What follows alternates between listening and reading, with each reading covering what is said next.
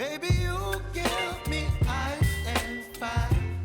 Hey ladies and legacy builders, welcome back to Tasha Mind Your Money. If you are new here, my name is Tasha. I am a mom on a mission to budget smart, save boldly, and share with you our progress one small step at a time. I just recently created the budget spreadsheet, which you see on your screen right now. I am refilming this because I did the entire video on my computer and none of the audio transpired, or it did not carry over. So we're doing this again, and I hope that you would like, comment, and subscribe before you leave. Let me know if you picked up one for yourself. Thank you to those of you who have already purchased. Thank you for those who have paid more than what I listed this for. I'm super grateful for you guys.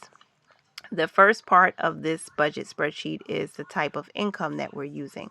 And we have full-time income that we've planned at $1,200 for this last pay period of October. And this is the pay period from October 26th through November 1st, the last and fifth week of October. Side income, we planned for $200, and we did not plan to use any of our balance forward. And so we have a total of $1,400 that we're planning to spend for this next pay period. For the bills section, which is section number 1, we are going to send $570 to our mortgage account. That's what we're planning anyway. And to our bills account, we're going to send $359. So we're really bill heavy this pay period because we borrowed money from our mortgage account. We want to put some of that money back. And then some of our bills that are due in the first part of November, we want to make sure to pay those. And I got a parking violation, so I have to pay $35 to the city for parking without putting money in the meter. So that was my fault. So I want to make sure there's a little bit extra in there. The car loan is planned at $120. I did want to put an extra $10, but we're not going to be able to do that from what we're budgeting. We'll see if anything extra comes in. And that brings our total bills for the first paycheck or first pay period to $1,049. Now, you see me move over to the variable section, but if you look closely at the bottom of each little category bucket, you'll see that there's a difference, and that difference is what's between the planned income and the actual income. Now, our tithe is planned at $140, and this is our variable section. Food is planned at $120. It's really low this week.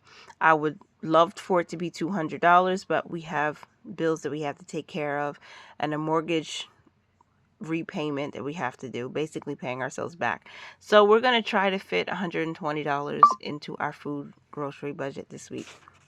And then what we also need to do is put gas in the car. So we're going to plan for $40 to fill up the gas tank. Hopefully I can get a little bit of something from Upside to help with gas by the second week of November.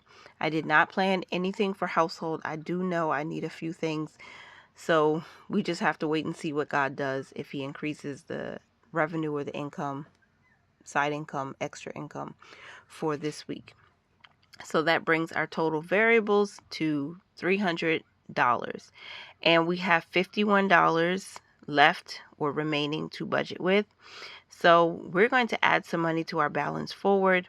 Since these columns or these cells are a little tight, I'm going to just, abbreviate that, and we're going to plan for $1. So our total savings for this paycheck budget is $1.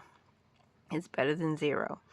And so obviously that would leave us with $50 remaining to budget with. So we're going to take that out in cash and use that for some laundry costs, and also for $5 Mondays, where I save for my children by rolling a die, making it fun.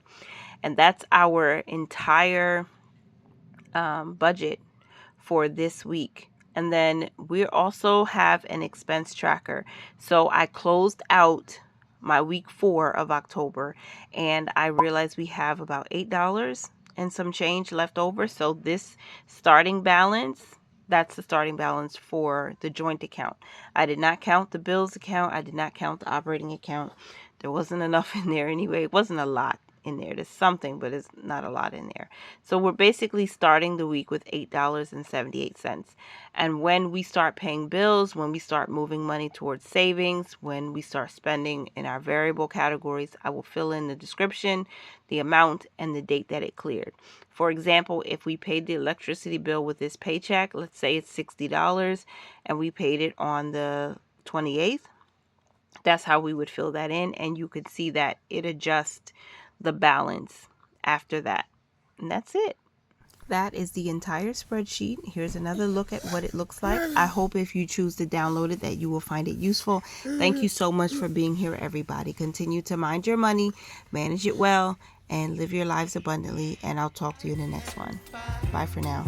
Bye bye. You're giving me wind